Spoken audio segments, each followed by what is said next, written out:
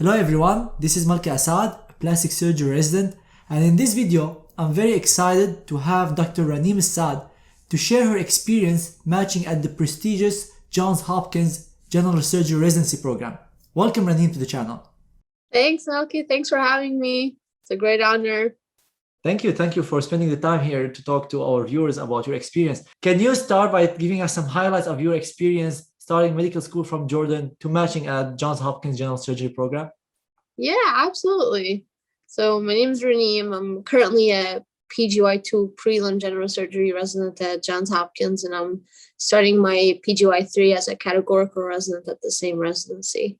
I went to medical school in Jordan at the University of Jordan. And then after that, I did my 1-year mandatory rotatory internship in Arab Medical Center in Amman, Jordan as well. Then I did 2 years of practicing in like a hybrid surgery private hospital. So what I would do there is very close to what an intern would do in the US. We're just seeing patients on the floor, scrubbing in surgeries, doing H&Ps, etc.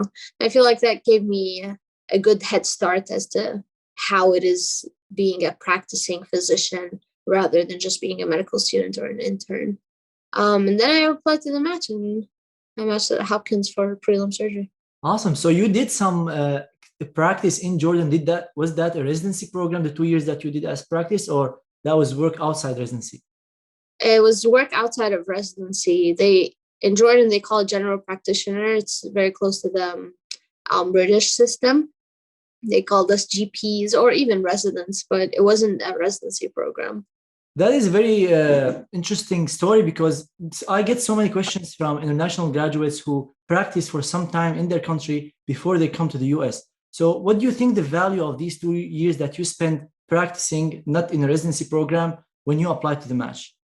I think it's really helpful. Any practice is better than nothing. I mean, all over the world, when you just finish medical school, you're not really aware of like how it is to be in real practice, how it is to see patients. You're the only one to see them. You're the one who's making the medical decisions. So I feel like it helped me quite a lot, actually, when starting residency, that it wasn't the first time that I was responsible for patients. Perfect. So can you tell us a little bit about your USMLE examinations? When did you start preparing them? During med school, after school, the value of scores, and how did that help you when you applied to the match? Yeah, I actually started preparing while I was working. I started doing my intern year a little bit and like actually sat for my exams while I was working as a general practitioner. I took a couple weeks off before step 1 and just did it. And then I didn't give it a lot of time to do CK. I honestly did my step 2 CK 4 weeks after I sat for my step 1. Yeah. And the step 2 CS, which I guess you guys don't have to do now. I'm not sure what the rules are, but I had to do a step 2 CS. I did it in my elective while I was in medical school. Wow, this is very quick time turnaround for the step exams. So I know. Did that affect your scores, or did that affect your chances of matching afterwards when you applied? It helped me, actually. I feel like I did much better in step 2 CK than I would have if I gave it much more time, because I used all the information that was still retained from my step 1 studying. So I encourage everyone, actually. This is my advice for everyone who asks me, like, do step 2 if you're doing them right after med school, like the way like most internationals do it. Just do step 1, give CK a few weeks, and just do it right after. Don't give it months. During these 4 weeks, did you have the time to review the whole UWorld question bank, or what studying strategy did you use during these 4 weeks? UWorld only. I don't think I finished the whole thing. I finished like maybe 80% of the questions, but I didn't do any books. I just did questions. But that's because I still had the retained information from step 1. If I didn't, I probably would have needed to read some books, but I didn't need to for mine because I still had the information from step 1. Yeah, I agree. When I did my step 2, the majority of the information was already mentioned in step 1. So I can imagine if you just did step 1, did step 2 afterwards, it's going to make the preparation period way easier. Yeah, I feel like we just give step 2 so much time. Now I think it's different for people because step 2 is going to be especially for IMGs, like after the step 1 changes to pass or fail, step 2 is going to become the new step 1. Definitely. So it's going to be the only score that they can like rank students at. So yeah, definitely. I recommend for applicants who are studying for this step 2 to give step 2 enough preparation. And you can know by doing tools, you can see whether you're close at 4 weeks. If you're getting the score that you want to get, you can go ahead with the exam. If not, you study more until you reach that score. Yeah. Yeah. So when you applied to the match, how important were the step scores during the interview process? Did you feel that scores were very important, or they focused on a certain score, they had a cutoff, or now you're in a residency program? Do you feel that they have a cutoff for inviting applicants for interview, or they just look at the overall application? So honestly, in my program, they look at the overall application. I look at it like in order to achieve what you want, and I'm assuming that people are watching this want to do general surgery in the US. There's like multiple steps, and you have to like think of them differently and prepare for each step differently. So the first step is getting to the interview. And that means that, yes, you should have a good score. 2, you probably nowadays should have some research. Your CV should express interest in general surgery since you were in medical school. So people don't want somebody to like not be interested in general surgery and then take it as a plan B. Like if you're interested in other things, like for example, if you applied to gen surgery and your CV is all about plastics, I would have been like, well, this guy just wants us as a plan B. Nobody wants to take you if this is how you are. You need to start preparing super early. Your CV should be tailored towards the specialty that you want to end in. You want to do gen surg, try your best to do some research, even in your home country. Like, I mean, wherever you are, it's so easy to do case reports. It's so easy to do outcomes research in any country you are. So just show interest, show dedication for the specialty that you want to get into. And people would appreciate that. And that would help if your score was average or below average. So I feel like it's a myth that people think that if somebody has a high score, they can do whatever they want and match wherever they want. False. And what's also false is if people don't have a high score and they have an average or below average score, people think that their life ended or they can't match wherever they want. That's also false. So it's the whole package. And I think not just my program, most programs look at the whole package.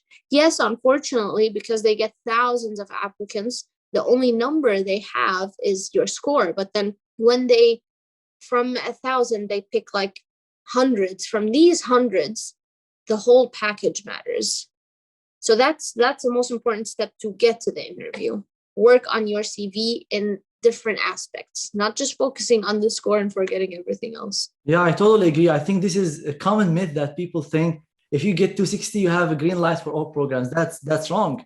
I've seen so many people with 260s and don't match, and people with 210s and 220s match, but doesn't mean you can match at any program. So my recommendation is to try to get as high score as you can get, but also focus on the other aspects of your application, such as research, showing interest, electives, to make you a competitive applicant.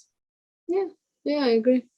What do you think is the good score? You always say have a good score and then you'll be fine. What do you think is a good score for step 1, step 2 when applying for general surgery?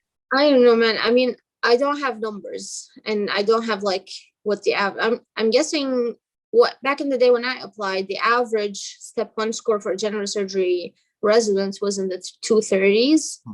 I think if you get in the 230 range and above, I think you're probably safe if you work on other aspects in your CV. That does not mean, and I want to reiterate that does not mean if you get a 220 and you're interested in general surgery that it's a no-go. Whatever score you get, if you're interested in something, keep going, keep trying.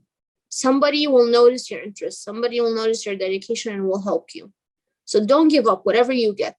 But if you're still in the studying phase, try to aim for 230 and above, I think. What do you think? Okay. Yeah, I think now the mean is a little bit higher. So look at each, and there might be people interested in neurosurgery, orthopedic who are listening to this. So look at the mean of IMGs and mean American graduates who match in this specialty. What was the average of their score? And try to get over that score. So I think the highest filter would probably be 250. I haven't heard of any program that filters over 250, but some programs filter by 240, some by 230. So look at the different programs. You have to understand that each program director has different mentality on taking different applicants, on taking IMGs. Some people accept. Yesterday, I was looking at the program, and they had a filter for 260 or not 260. Yeah, not a filter. They said we highly recommend IMGs to have over 260. I was wow. So yeah, so some different programs have different perspectives on things. Try always to get the highest score you can get, but don't get disappointed if you get 240 and you were aiming to 250, because the other aspects of your application will play a role. Yeah, I agree. What do you think of the US clinical experience? Did you do any electives, observerships in the US? And what is the value of that when applying to general surgery? Yeah, I did an observership when I was like a third year medical student. Then I did 2 months of elective when I was in my 6th year, which is the final year of med school. I honestly think this is one of the most important aspects of my whole CV. Because when you come here, you see how the system works. You see how residents work. You see how attendings interact with residents, how residents interact with patients, etc. When you come here for an elective, you make a decision as to whether or not you want to come to the US anyway.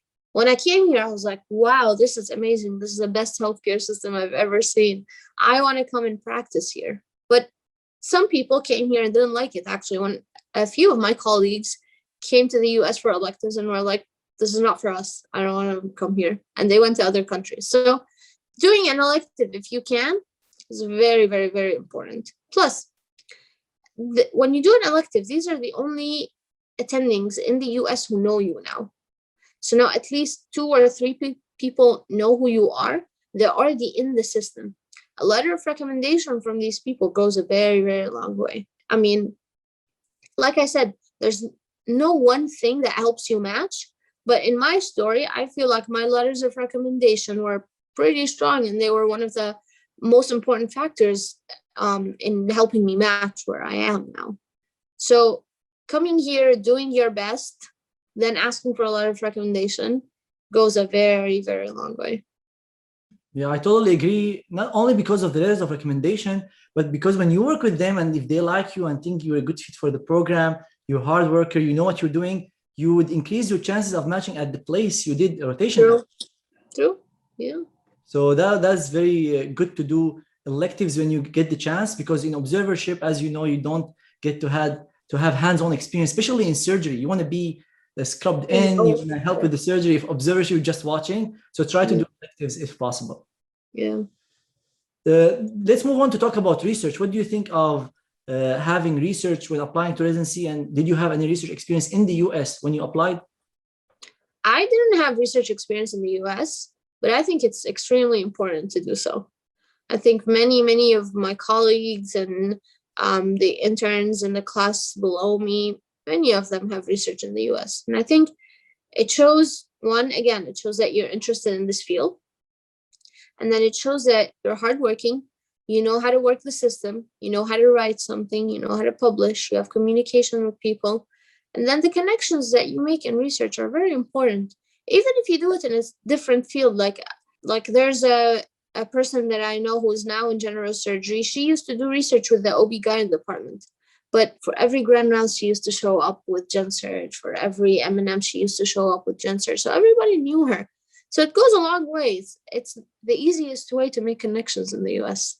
I totally agree. I think people think that the only value of research is to get the research experience, but it's too much beyond that. It's the connections you build, you would learn the culture, how to interact with people in different ways. So it has a very, very important value. It's definitely best to do it in the specialty you're applying to. But if you get not, you can do like what Ranim suggested, to go ground round, show them, collaborate with them so they get to know you. And I made a detailed course on how you do research, start from idea to publication, that you can use if you're applying for a research position to improve your research skills as well. Yeah, awesome. So after you apply to the match, some of our viewers might not be familiar with the prelim route and the categorical route. Can you explain a little bit about these two and the outcomes that could happen afterwards? Yeah. So in the US, for the ACGME accredited programs, There's a route called a preliminary route. And some people who, for example, want to go into radiology, their department asks them to do a year of something that's not radiology. So medicine or surgery or a transitional year. So they'll do their first year of residency in, for example, general surgery, and then they will go on to be radiology residents. And there's many other specialties. I think at some point urology was one of them, etc. Plastics, I think you do a few months of surgery. Now, for US grads who apply to surgery and didn't match, and for international grads, this route can also be used. You can do a year of prelim PGY1 general surgery. And then during this year, you apply to next year's match. So either from the prelim PGY1, you go to a categorical PGY1, or you advance into a prelim or categorical PGY2. The rule set by the ACGME is that if you do a prelim year, you should advance the year after. So you can't repeat PGY1 prelim. You have to go either to PGY1 categorical, which is an advancement, or PGY2 prelim or categorical. But there's no prelim PGY3. So when you're doing PGY2 prelim, you have to find a job that's PGY2 categorical or PGY3 categorical. And this is your advancement. If you don't, here it is. It's very risky. You go back home if you're on a visa. If you're not on a visa, you're out of the system. So you have to reapply from scratch. And I don't think that you can repeat prelim in the same field. So if you did 2 years of prelim, you can't go back to PGY1. That's 100%. So you're going to have to do something else or go back home, or you're done in this field. Wow. So that's risky. That's scary for some people. So for IMGs who are, some IMGs match into categorical, but I find the majority match into prelim general surgery. Yeah. What do you tell them? What is the advice for those who are going into prelim to understand the risk and the benefit of this? Yeah. So if you're going into prelim, it's because you really, really, really want to do general surgery and don't see yourself doing anything else, which is how I felt about it. Now, you really have to know that there is a tiny chance that you will not get a job after 1 or 2 years. And you have to be prepared and have a plan B on what you would do. And it's very easier said than done. Like, I honestly kept thinking about it. What if I don't find a job? What if I don't find a job? I didn't have a plan B, honestly. But it's you have to be aware. So don't come to prelim and expect that people are going to hand you a job. It's not going to happen. Don't come to prelim and think that life is going to be so easy. It's fine. Everybody matches. No, not everybody matches, even from top programs. So it's hard, but it's not doable. And I feel like it's one of the easier ways to get plugged into the system, especially that there are many big programs who have prelim positions. And that's the easiest way to get into a big program. You just come as a prelim if they take you. And then there they say the ball is in your court. You can do whatever you want. So you can show them you're hardworking. You can show them you really appreciate being here. You're grateful about being here. You can be nice to people. You can use this to your advantage. And I feel like prelim is a very great opportunity for IMGs to show that they're interested in this and to show that they're pretty good, actually. Awesome. And we actually wrote the largest study about the outcomes of prelim. So if our viewers are interested in that, I'll leave the link for that in the description below. And you can see the percentages of IMGs who went into PGY2, percentage who went into PGY3, categorical, other surgical specialties, IM. You'll see a big percentage change their specialty after the prelim year. So it's good. The point that you mentioned previously about some people don't like it. Some people go into surgery thinking that it's going to be easy and they're going to have fun, but then the reality is different than the expectation. So that's why you also sometimes see people change specialty. And I think the attrition rate in general surgery is almost 20%. So out of 5 residents will leave general surgery. So have a good understanding before you go in, maybe do a rotation so you can understand if this is something you want to do, and then understand the risk and go for it afterwards. So I get this question a lot from international graduates. Would you pick a categorical position at a small institution versus a prelim position at a big institution? If you had that option, which one would you pick? And what advice do you have for people thinking about this question? Yeah, that's $1 million question. I picked the prelim at a bigger institution, but my program director, Dr. Pam Lipstead, always tells everybody, pick the categorical, rank your categoricals first. That will still be my advice, even though I didn't take my own advice or hers. But really, the logical thing to do, the right thing to do, is to take the categorical spot. Because like I said, nothing is guaranteed. When you're a prelim, it's not a guaranteed job. Sometimes even people have to pick between a prelim at a small institution versus prelim at a big institution. And the only reason for that is sometimes the chances of matching in that same institution after prelim in a small one is maybe 50% or 100% compared to the big institution is 10% or 20%. So what would you recommend in that situation? Depends on the history of that small institution. If they've really been taking their own, then yeah, I would strongly consider them. But if they were not, I would rather be a prelim coming from Hopkins, for example, than be a prelim coming from a small community program. Because being a prelim sucks, and you're going to be competing with other prelims in the country. So you want to be at least in one of the top prelims in the country if you're looking for that one job that's available.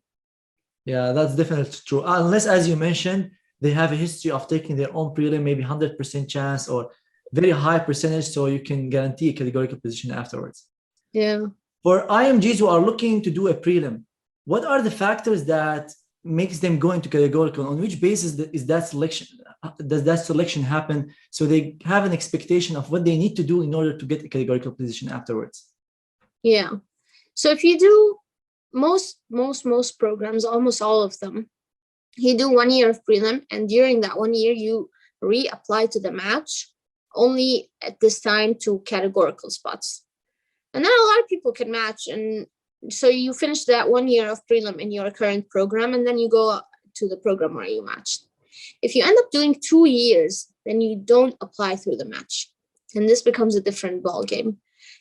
You're gonna wait until somebody else from your PGY year, so current PGY 2 in another program, decides that next year they don't want to do PGY 3 in their program. They want to change specialties, or they want to change programs, or the program itself expanded and they will take one extra PGY 3 next year. Then these programs, there's a website called APDS.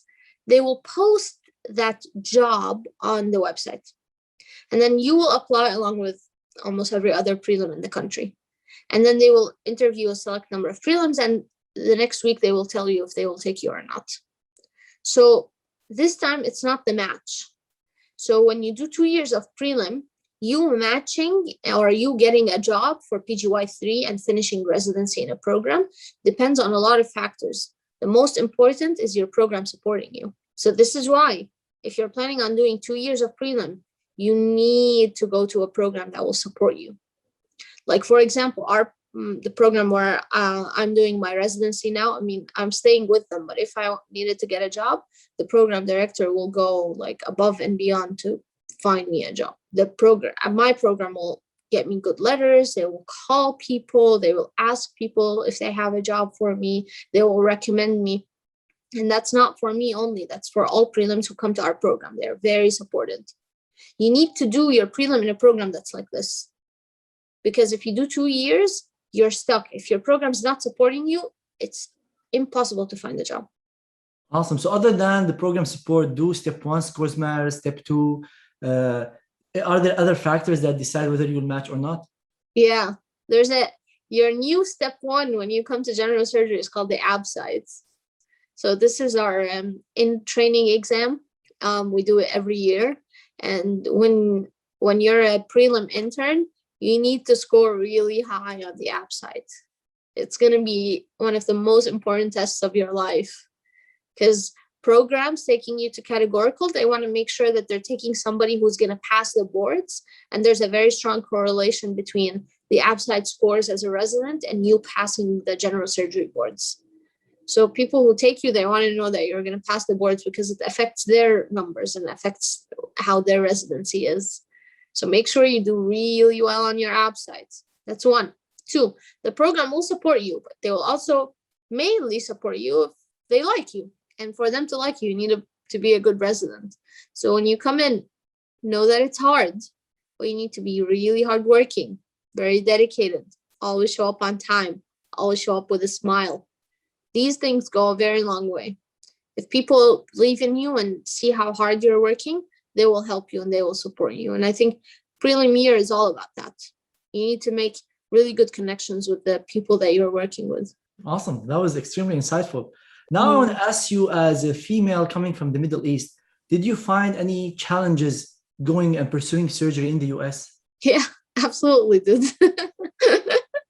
I mean, I remember just telling people that I'm studying step 1 and them asking me, what am I applying to? And then assuming I'm only applying to like one specialty that they think is appropriate for me. And I swear to God, I remember telling people I want to do general surgery and them laughing, just straight up laughing. It's a joke to them. Like, what are you, like, are you dreaming? What do you mean you're doing general surgery? Many my colleagues, and you know, I told you I worked a couple of years. Some of my colleagues were surgeons, and they would tell me like it's not a good fit for a woman. No, you're a female. You should think of something else. Straight up to my face. So yeah, it's not that easy coming from a place where there's very few general surgery residents in my country. Nowadays, it's much better. I mean, one of my good friends is now a PGY4 general surgery resident in my hospital. But I mean, it's very, very few, handful, I would say, of female general surgery residents and less than a handful of surgery attendings. So yes, it's very difficult. But when you come here, you realize that you're not the only one who's facing these difficulties. I mean, yes, there is gender bias and gender discrimination everywhere, even in the US. But at least here, you're given equal rights. No one will laugh at you. No one will ridicule you. No one will think you're stupid for wanting to achieve your goals. And I think as residents and the level of residents, I think females and males are in general at least grossly treated equally. I can't speak for like the implicit biases that you will face as a female surgery resident anywhere you go, but at least explicitly you are treated equally. Now, when you go higher up, you need to know that even in the US, it's still different. There's always going to be implicit bias against females. Not all, I mean, I hope that one day this will improve, but you also need to know that it's not like full of roses and everything is great. Anywhere you go, there still is in 2021 implicit bias against female surgeons. But at least in residency and in fellowship like training level, you should be. If you come from a third world country, you'll see the difference. And I assume now the percentage of males, females is almost equal among general surgery residents, correct? Yeah, in my class, there's an equal number of females and males, almost. And in general, in the residency program, it's almost equal. Yeah. It's very hard to hear these stories of medical students being discouraged from pursuing certain specialty because of their gender or because of factors that does not relate to how good they can do the work. So what advice do you have for female medical students in the Middle East or around the world where they are discouraged from pursuing general surgery, orthopedic surgery, or other surgical specialties that are supposed to be male specialties? Yeah, don't listen to people. You know, when I was a second year medical student, I was volunteering in Operation Smile, which is a non-governmental organization that comes to like third world countries and underserved areas, and they do free cleft lip and palate surgeries for people. And I remember meeting a plastic surgeon who is Jordanian, but he just came back from the US. And I was telling him like, oh my God, I like surgery. I'm interested in surgery. And he specifically told me, your ovaries are going to dry before you can have kids, so don't do it. Guess what? I didn't listen to him. Oh, wow. I know. Just if you have a dream, keep working towards it. Don't listen to people. That was extremely good advice and insightful discussion about surgery in general, surgical specialties, and for female general surgery applicants. Ranim, do you have any final advice for people trying to pursue surgery in the US, prelim, categorical? Any final advice for the match, for the application, for the overall process in general? Yeah, don't give up. It's not impossible. It's not doable. If you look hard, you'll see many internationals in surgery and surgical specialties. Never say I can't do it. People here will really appreciate hard work and dedication. So if you're hardworking and dedicated towards one specific field, you will get there one day. Just keep going. Awesome. Ranim, thank you so much for joining me today. It was a pleasure having you on the channel. Yeah, thanks. Thanks for having me. It's great. I had so much fun. For our viewers, if you have any questions, leave them in the comments below, or feel free to reach out to me on Instagram or Twitter at Malki Alsaad, or my Facebook page, Malki Alsaad MD. You can also schedule a consultation to talk to me and get my advice about your residency application, research, or the USMLE through my website, which I will leave the link in the cards above and the description below. And finally, make sure to check the experiences of other IMGs who match into competitive specialties in the US on my YouTube channel. Thank you everyone so much for watching, and see you in future videos. Peace.